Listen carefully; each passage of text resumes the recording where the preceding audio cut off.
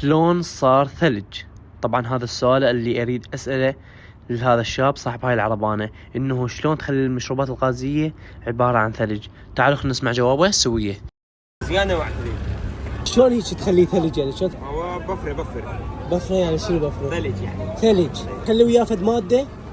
هذا ثلج وملح. ثلج وملح. يعني اذا خليت اني بطل مال بيبسي شيء وخليت وياه ثلج وملح يصير هيك ثلج اضربه من جوا هيك يصير. يابا هذا جهاز. أنا أول مرة خليت شو اسمه بيبسي سينالكو، خليته هنا تقريبا ربع ساعة 20 دقائق، خليه ثلج وملح وفرن. حتى يسوي ثلج. ما اريد شوف شلون يصير ثلج؟ اي